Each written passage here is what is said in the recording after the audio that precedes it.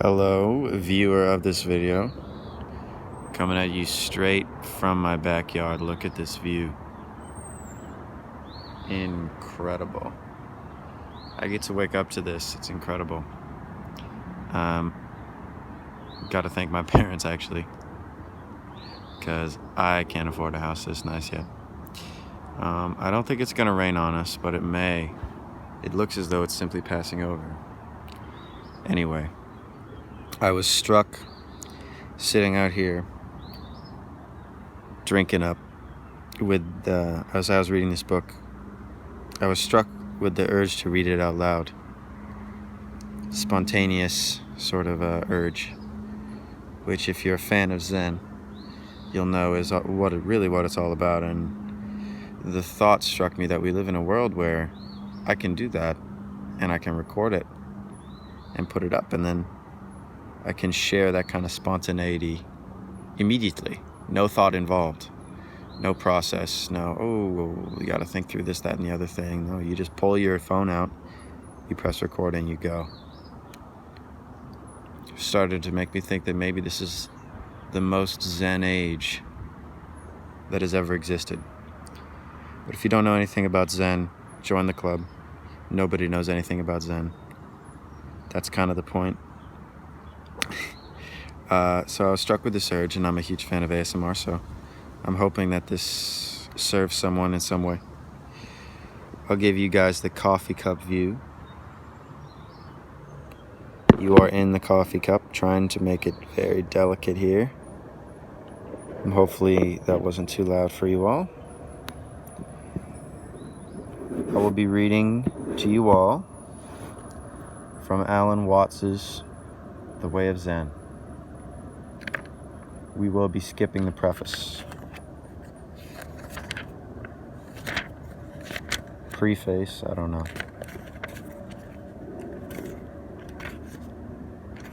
I'm thinking, now that I'm starting to think this through, maybe go chapter by chapter. There, that's a little more stable. So here we are. We start with the philosophy of the Tao. Zen Buddhism is a way of life and a view of life which does not belong to any of the formal categories of modern Western thought. It is not a religion or philosophy. It is not a psychology or a type of science. It is an example of what is known in India and China as a way of liberation, and is similar in this respect to Taoism, Vedanta, and yoga. As will soon be obvious, a way of liberation can have no definition. It has to be suggested by saying what it is not, somewhat as a sculptor reveals an image by the act of removing pieces of stone from a block. Historically, Zen may be regarded as the fulfillment of long traditions of Indian and Chinese culture, though it is actually much more Chinese than Indian, and since the 12th century it has rooted itself deeply and most creatively in the culture of Japan. As the fruition of these great cultures, and as a unique and peculiarly instructive example of a way of liberation, Zen is one of the most precious gifts of Asia to the world. My apologies. The origins of Zen are as much Taoist as Buddhist, and because its flavor is so peculiarly Chinese, it may be best to begin by inquiring into its Chinese ancestry, illustrating at the same time what is meant by a way of liberation by example of Taoism. Much of the difficulty and mystification which Zen presents to the Western student is a result of his unfamiliarity with Chinese ways of thinking, ways which differ startlingly from our own, and which are, for that very reason, of special value to us in attaining a critical perspective upon our own ideas. The problem here is not simply one of mastering different ideas, different from our own, as, say, the theories of Kant differ from those of Descartes, or those of Calvinists from those of Catholics. The problem is to appreciate differences in the basic premises of thought and in the very methods of thinking. And these are so often overlooked that our interpretations of Chinese philosophy are apt to be a projection of characteristically Western ideas into Chinese terminology. This is the inevitable disadvantage of studying Asian philosophy by the purely literary methods of Western scholarship. For words can be communicative only between those who share similar experiences.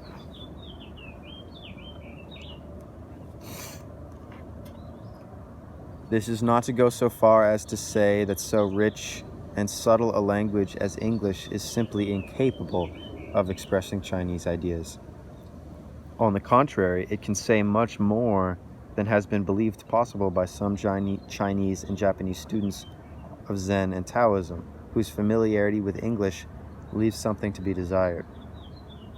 The difficulty is not so much in the language as in the thought patterns which have hitherto seemed inseparable from the academic and scientific way of approaching a subject. The unsuitability of these patterns for such subjects as Zen and Taoism is largely responsible for the impression that the Oriental mind is mysterious, irrational, and inscrutable. Furthermore, it need not be supposed that these matters are so peculiarly Chinese or Japanese that they have no point of contact with anything in our own culture. While it is true that the formal divisions of Western science and thought corresponds to a way of liberation, R.H. Blyth's marvelous study of Zen in English literature has shown most clearly that the essential insights of Zen are universal. The reason why Taoism and Zen present at first sight such a puzzle to the Western mind is that we have taken a restricted view of human knowledge. For us, almost all knowledge is what a Taoist would call conventional knowledge, because we do not feel that we really know anything unless we can represent it to ourselves in words or in some other system of conventional signs, such as the notations of mathematics or music. Such knowledge is called conventional because it is a matter of social agreement as to the codes of communication. Just as people speaking the same language have tacit agreements as to what words shall stand for what things, so the members of every society and culture are united by bonds of communication resting upon all kinds of agreement as to the classification and valuation of actions and things. Thus, the task of education is to make children fit to live in a society by persuading them to live, learn, and accept its codes. The rules and conventions of communication whereby the society holds itself together. There is first the spoken language. The child is taught to accept tree and not bujum as the agreed sign for that, pointing to the object, in this case the tree. We have no difficulty in understanding that the word tree is a matter of convention. What is much less obvious is that convention also governs the delineation of the thing to which the word is assigned. For the child has to be taught not only what words are to stand for what things, but also the way in which his culture has tacitly agreed to divide things from each other, to mark out the boundaries within our daily experience. Thus, scientific convention decides whether an eel shall be a fish or a snake, and grammatical convention determines what experiences shall be called objects and what shall be called events or actions. How arbitrary such conventions may seem can be seen from the question, what happens to my fist when I open my hand? The object miraculously vanishes because an action was distinguished by a part of speech usually assigned to a thing. In English, the differences between things and actions are clearly, if not always logically, distinguished. But a great number of Chinese words do duty for both nouns and verbs, so that one who thinks in Chinese has little difficulty in seeing that objects are also events, and that our world is a collection of processes rather than entities. Besides language, the child has to accept many other forms of code. For the necessities of living together require agreement as to codes of law and ethics, of etiquette and art, of weights, measures, numbers, and above all, people. We have difficulty in communicating with each other unless we can identify ourselves in terms of roles. Father, teacher, worker, artist, regular guy, gentleman, sportsman, and so forth. To the extent that we identify ourselves with these stereotypes and the rules of behavior associated with them, we ourselves feel that we are someone because our fellows have less difficulty in identifying us and feeling that we are under control. A meeting of two strangers at a party is always somewhat embarrassing when the host has not identified their roles in introducing them. Neither knows what rules of conversation and action should be observed. Once again, it is easy to see the conventional character of roles. For a man who is a father may also be a doctor and an artist, as well as an employee and a brother. It is obvious that even the sum total of these role labels will be far from supplying an adequate description of the man himself, even though it may place him in certain general classifications. But the conventions which govern human identity are more subtle and much less obvious than these. We learn very thoroughly, though far less explicitly, to identify ourselves with an equally conventional view of myself. For the conventional self or person is composed mainly of a history consisting of selected memories beginning from the moment of parturition. According to convention, I am not simply what I am doing now. I am also what I have done, and my conventionally edited version of my past is made to seem almost more the real me than what I am at this moment. For what I am seems so fleeting and intangible, but what I was is fixed and final. It is the firm basis for predictions of what I will be in the future, and so it comes about that I am more closely identified with what no longer exists than with what actually is. It is important to recognize that the memories and past events which make up a man or woman's historical identity are no more than a selection. From the actual infinitude of events and experience, some have been picked out, abstracted as significant, and this significance has of course been determined by conventional standards, for the very nature of conventional knowledge is that it is a system of abstractions. It consists of signs and symbols in which things and events are reduced to their general outlines, as the Chinese character Zhen, excuse the pronunciation, stands for man by being the utmost simplification and generalization of the human form. Let me see if I can find the symbol. It should be in the back. Sorry again. Up.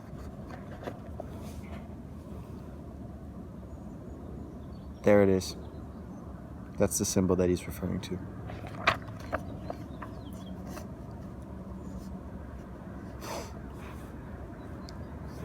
The same is true of words other than ideographs. The English words man, fish, star, flower, run, grow, all denote classes of objects or events which may be recognized as members of their class by very simple attributes, abstracted from the total complexity of the things themselves.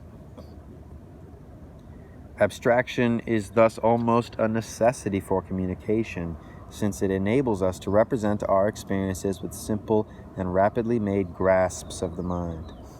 When we say that we can only think of one thing at a time, this is like saying that the Pacific Ocean cannot be swallowed at a gulp.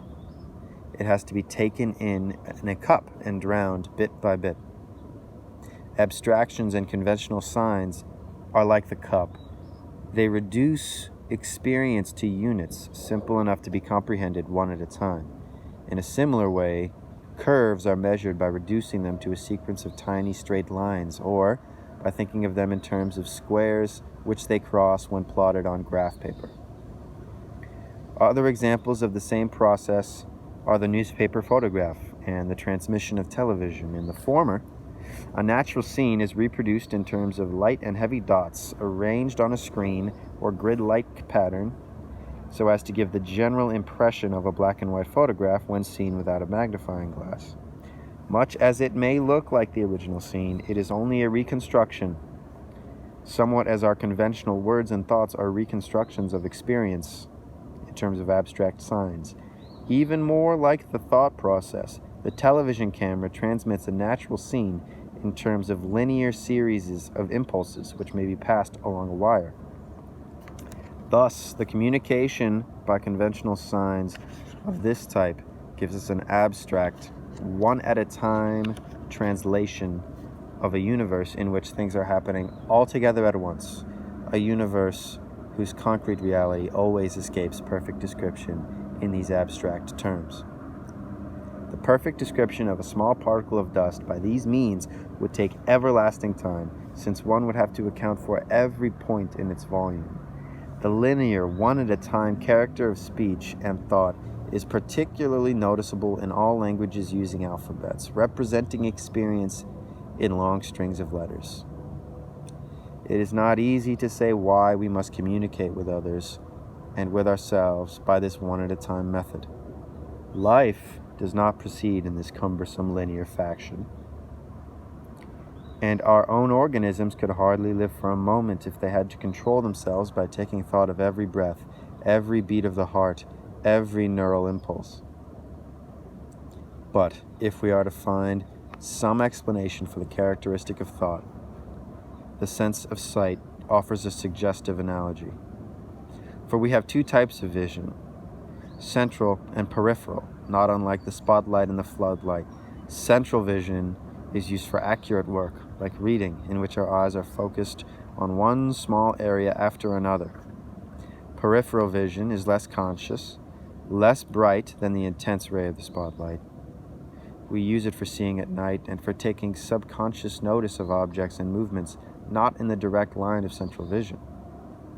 Unlike the spotlight, it can take very many things in at a time.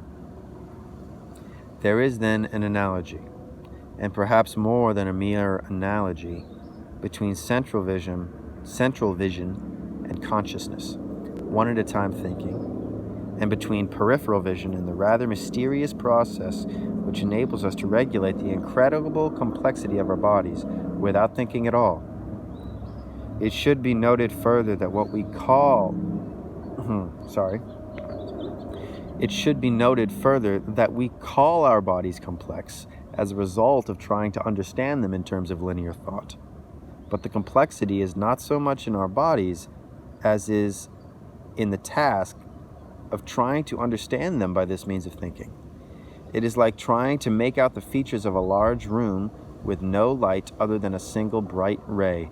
It is as complicated as trying to drink water with a fork instead of a cup.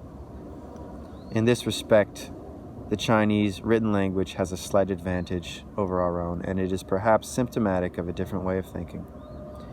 It is still linear, but its written signs are a little closer to life than spelled words because they are essentially pictures.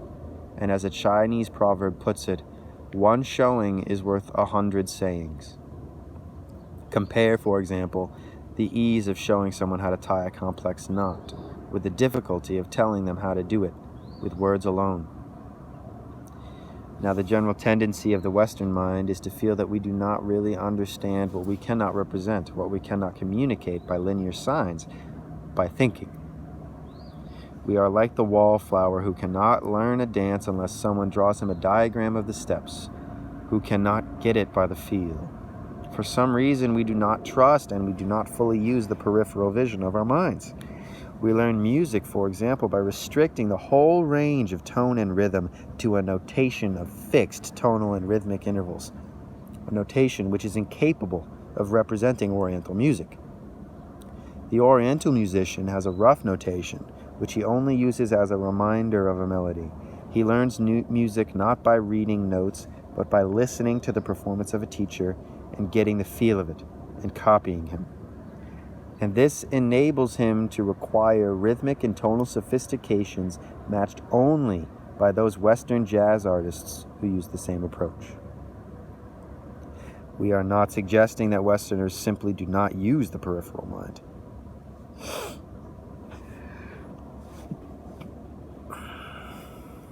Being human, we use it all the time. And every artist, every workman, every athlete calls into play some special development of its powers.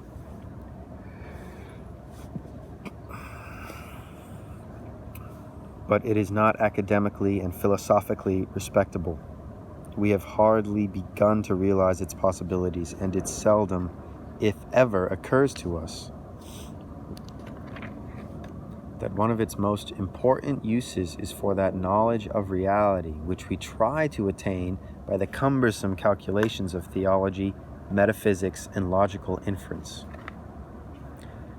When we turn to ancient Chinese society, we find two philosophical traditions playing complementary parts: Confucianism and Taoism. Generally speaking, the former concerns itself with the linguistic, ethical, legal, and ritual conventions which provide the society with its system of communication. Confucianism, in other words, preoccupies itself with conventional knowledge, and under its auspices, children are brought up so that their originally wayward and whimsical natures are made to fit the Procrustean bed of social order. The individual defines himself and his place in society in terms of the Confucian formulae. Taoism, on the other hand, is generally a pursuit of older people, and especially people who are retiring from active life in the community. Their retirement from society is a kind of outward symbol of an inward liberation from the bounds of conventional patterns of thought and conduct. For Taoism concerns itself with unconventional knowledge, with the understanding of life directly, instead of the abstract, linear representational thinking.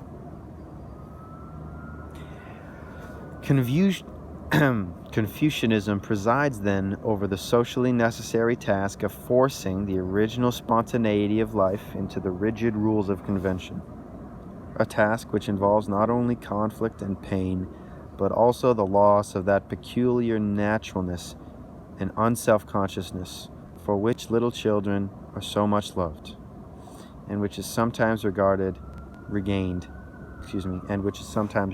by saints and sages.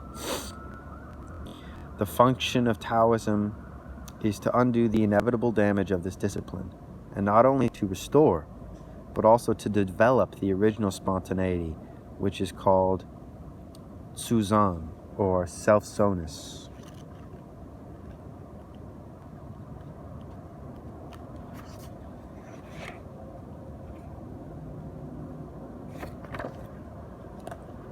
For the spontaneity of a child is still childish, like everything about them.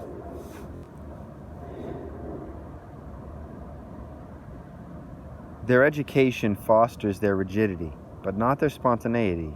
In certain natures, the conflict between social convention and repressed spontaneity is so violent that it manifests itself in crime, insanity, and neurosis, which are the prices we pay for the otherwise undoubted benefits of order. But Taoism must on no account be understood as a revolution against convention, though it has sometimes been used as a pretext for revolution. Taoism is a way of liberation which never comes by means of revolution, since it is notorious that most revolutions establish worse tyrannies than they destroy. To be free from convention is not to spurn it, but not to be deceived by it. It is to be able to use it as an instrument instead of being used by it. The West has no recognized institution corresponding to Taoism, because our Hebrew Christian spiritual tradition identifies the absolute God with the moral and logical order of convention. This might almost be called a major cultural catastrophe, because it weights the social order with the excessive authority, inviting just those revolutions against religion and tradition which have been so characteristic of Western history. It is one thing to feel oneself in conflict with the socially sanctioned conventions, but quite another to feel at odds with the very root and ground of life, with the absolute itself. The latter feeling nurtures a sense of guilt so preposterous that it must issue either in denying one's own nature or in rejecting God. Because the first of these alternatives is ultimately impossible, like chewing off one's own teeth, the second becomes inevitable, where such palliatives as the confessional are no longer effective. As is the nature of revolutions, the revolution against God gives place to the worst tyranny of the absolutist state. Worse because it cannot even forgive, and because it recognizes nothing outside the powers of its own jurisdiction. For while the latter was theoretically true of God, his earthly representative, the Church, was always prepared to admit that though the laws of God were immutable, no one could presume to name the limits of his mercy. When the throne of the absolute is left vacant, the relative usurps it and commits the real idolatry, the real indignity against God. The absolutizing of a concept, a conventional abstraction. But it is unlikely that the throne would have become vacant if, in a sense, it had not been so already. If the Western tradition had had some way of apprehending the absolute directly, outside of the terms of conventional order. Of course, the very word absolute suggests to us something abstract and conceptual, such as pure being. Our very idea of spirit as opposed to matter seems to have more kinship with the abstract than the concrete. But with Taoism, as with other ways of liberation, the absolute must never be confused with the abstract. On the other hand, if we say that the Tao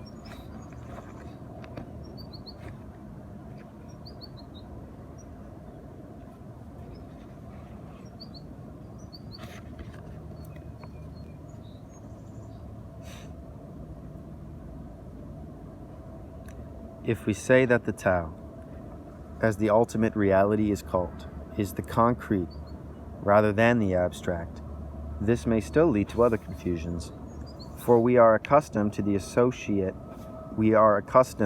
to associate the concrete with the material, the physiological, the biological, and the natural as distinct from the supernatural. But from the Taoist and Buddhist standpoints, these are still terms for conventional and abstract spheres of knowledge. Biology and physiology, for example, are types of knowledge which represent the real world in terms of their own special abstract categories. They measure and classify the world in ways appropriate to the particular uses they want to make of it, somewhat as a surveyor deals with earth in terms of acres, a contractor in truckloads or tons, and a soil analyst in types of chemical structures. To say that the concrete reality of the human organism is physiological it's like saying that the earth is so many tons or acres. And to say that this reality is natural is accurate enough if we mean spontaneous, but it is quite inaccurate if we mean natured, natura, that is to say, nature classified, sorted into natures, as when we ask, what is the nature of this thing?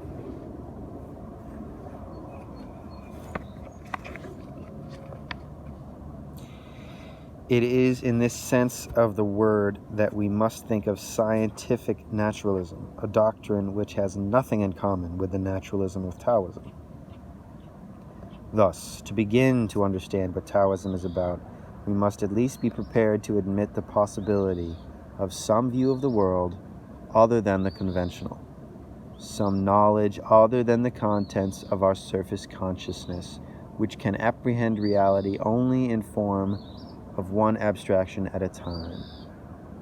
There is no real difficulty in this, for we will already admit that we know how to move our hands, how to make a decision, or how to breathe, even though we can hardly begin to explain how we do it. We know how we do it because we just do it. Taoism is an extension of this kind of knowledge, an extension which gives us a very different view of ourselves from that which we are conventionally accustomed, and a view which liberates the human mind from its constricting identification with the abstract ego.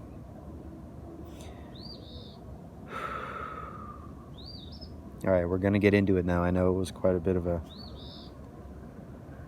intro, but we're actually getting to the meat of the matter now. According to tradition, the originator of Taoism, Lao Tzu, was an older contemporary of Kung Fu Su, or Confucius, who died in 479 BCE.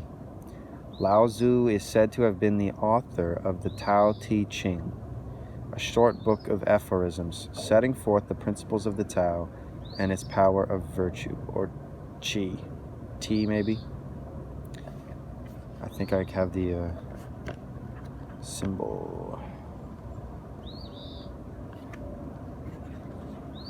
That is the Chinese symbol for Tao, or T, sorry. Qi, something along those lines. But traditional Chinese philosophy ascribes both Taoism and Confucianism to a still earlier source, to a work which lies at the very foundation of Chinese thought and culture, dating anywhere from 3000 to 1200 BCE. This is the I Ching, or the Book of Changes. The I Ching is ostensibly a book of divination. It consists of oracles based on 64 abstract figures, each of which is composed of 6 lines. There are lines of 2 kinds, divided, negative, and undivided, positive. And the 6 line figures, or hexagrams, are believed to have been based on the various ways in which a tortoise shell will crack when heated. This refers to an ancient method of divination in which the soothsayer bored a hole in the back of a tortoise shell, heated it, and then foretold the future from the cracks in the shell so formed, much as palmists use the lines of a hand. Naturally, these cracks were most complicated, and the 64 hexagrams are supposed to be a simplified classification of the various patterns of cracks. For many centuries now, the tortoise shell has fallen into disuse, and instead, the hexagram, appropriate to the moment in which a question is asked of the oracle, is determined by the random division of a set of 50 yarrow stalks. But an expert in the I Ching need not necessarily use tortoise shells or yarrow stalks. He can see, or they, I should say, can see. I should make a side note. This book was written in 1940. So I'm trying to substitute he with they, but the task of reading it with a good flow sometimes means that I just read it off the page. So please be understanding of that. They can see a hexagram in anything, in the chance arrangement of a bowl of flowers, in objects. Well, not 1940. Sorry, it was maybe in the 40s or so. Anyway, an expert in the I Ching can see a hexagram in anything, in the chance arrangement of a bowl of flowers, in objects scattered upon a table, in the natural markings on a pebble. A modern psychologist will recognize in this something not unlike a Rorschach test, in which the psychological condition of a patient is diagnosed from the spontaneous images which he sees in a complex ink blot. Could the patient interpret his own projections on the ink blot, he would have some useful information about himself for the guidance of his future conduct. In view of this, we cannot dismiss the divinatory art of the I Ching as mere superstition. Indeed, an exponent of the I Ching might give us quite a tough argument about the relative merits of our ways for making important decisions. We feel that we decide rationally because we base our decisions on collecting relevant data about the matter at hand. We do not depend on such irrelevant trifles as the chance tossing of a coin, or the patterns of tea leaves or cracks in a shell. Yet the expert might ask whether we really know what information is relevant. Since our plans are